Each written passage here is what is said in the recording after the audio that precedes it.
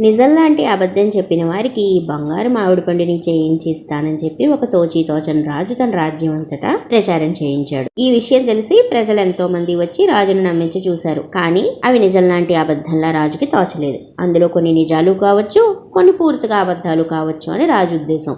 ఒకసారి ఒక బిచ్చగాడు వచ్చి తన భిక్షాపాత్రని చూపించి, రాజా, మీరు దీంట్లో ఉన్న బంగారాన్ని నా దగ్గర నుంచి అప్పు తీసుకున్నారు కదా, నా అప్పు నాకు తీర్చినట్టు అయితే నేను వెళ్ళిపోతాను అన్నాడు. రాజు దానికి నవ్వి, నేను నీ దగ్గర నుంచి అప్పు తీసుకున్నానా అన్నాడు. అంతేకాకుండా అక్కడే సభలో ఉన్న వారందరూ కూడా నోరు వెళ్ళబెట్టి రాజు ఏం చెప్పబోతాడా అని వింటూ ఉన్నారు. అవును మహారాజా, మీరు నాకు బంగారు మామిడి పండుని ఖచ్చితంగా ఇప్పిస్తారు అనేది నా ఆశతో కూడిన నిజం.